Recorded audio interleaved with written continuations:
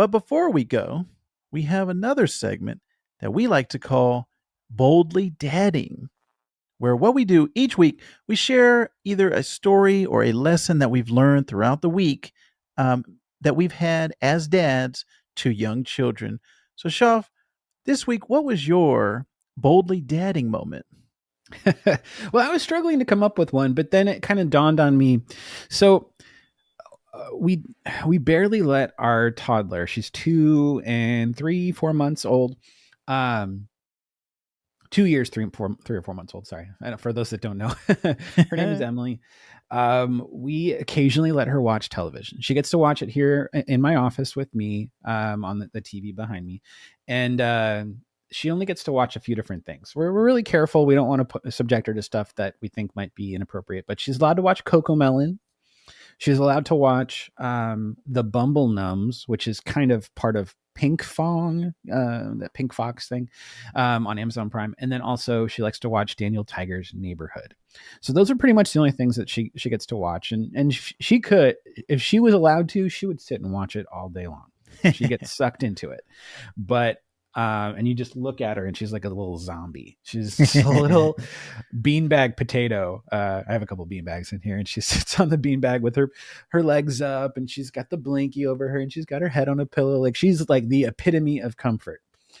She knows how to relax, and we could all learn something from Emily in that regard. But the problem is that as soon as she's done watching it, any of those three shows, we notice a change in her. She goes from being like sweet and calm to reacting, to having tantrums, to just being very emotional, and it's definitely related to the TV screen. So I don't have like any solid scientific proof, but it's just something we've witnessed. And if I could impart any wisdom from my experience, it's that we really need to be mindful of not just what we're subjecting our kids to, but how long we're subjecting our kids to television, because clearly, even though she's only watching the most pure and innocent of shows that don't have violence, that don't have bad language or anything like that, even still, she still has an effect on her. And so we just have to recognize the stimulation that comes from television for children and what it does to kids. And I think we need to be paying closer attention to that so that we can help regulate that and also not expose them to it if they're having that reaction. So seeing her react today, she was watching a little bit of Bumble Nums, Coco Melon, while I was working in the morning.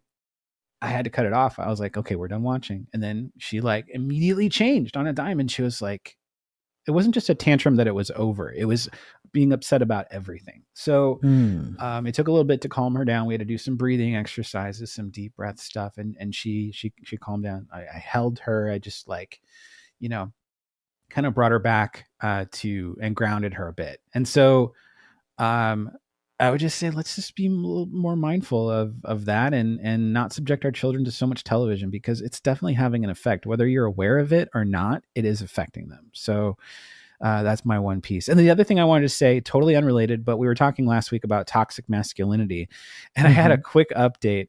I was in Target the other day, and I was looking for some clothes, and there was a gentleman in full military fatigue. He was an army dude, and he was looking for clothes, and he was there with his significant other.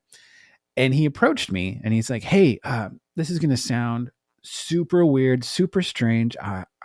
He's like, I feel weird doing this, but I got to ask, where did you get your jeans? And he wanted to know, because he's like, just like you, he's like, I've got big thighs. I've got a big butt. I know I've got like a juicy butt. I get it. I know. It's just the thing. I'm just blessed with a gluteus maximus. You know what I'm saying? A very maximus. Oh man. You're not ready for this jelly. Okay. But, Factor's face. But he was able to get beyond like that social stigma of guys don't talk about this with other guys.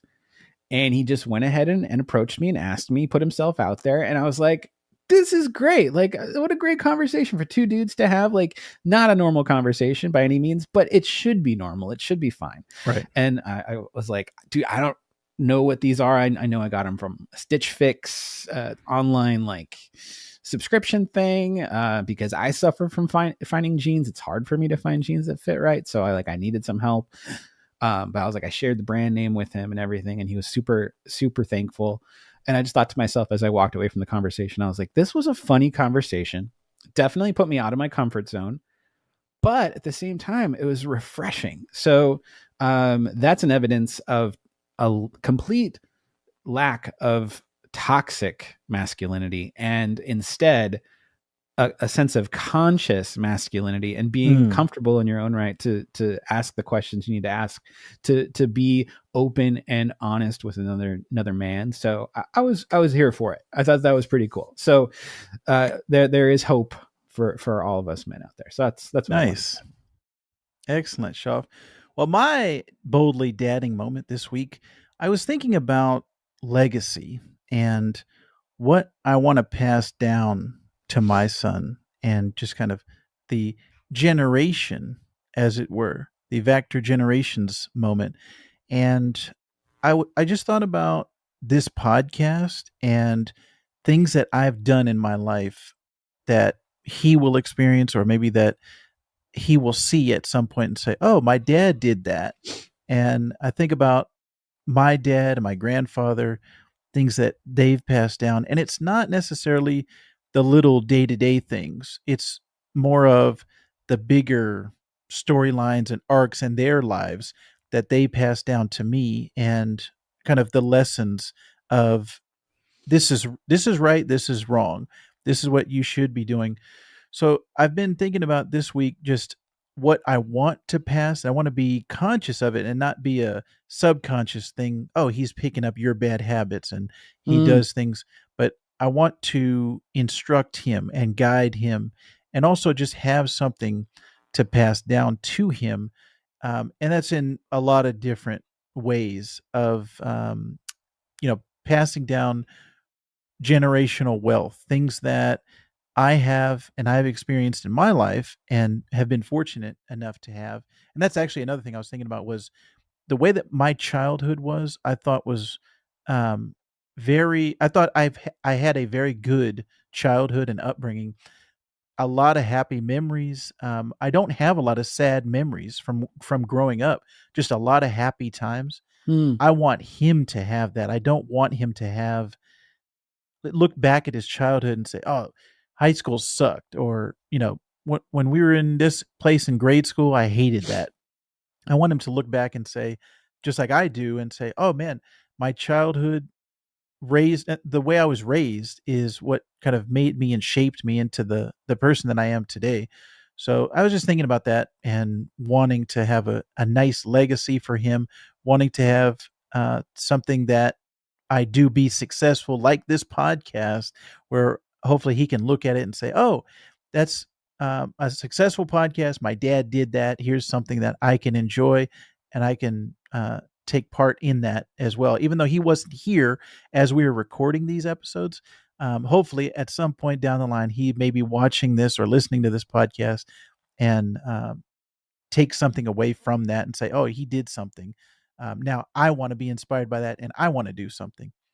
So that was that's what awesome. That's I great. was thinking about this week for Yeah, that's boldly awesome. dadding. And you know what? You have two amazing parents, who are very supportive of this podcast, all your podcasts, and really any of your endeavors. They're great grandparents to your son Ezra, and I've just been witness to that just on as a bystander. So I'm happy that you're able to now pass that torch and continue that legacy of great parenting onto your child, because that'll be totally to his benefit when he is old enough to start having his own family too.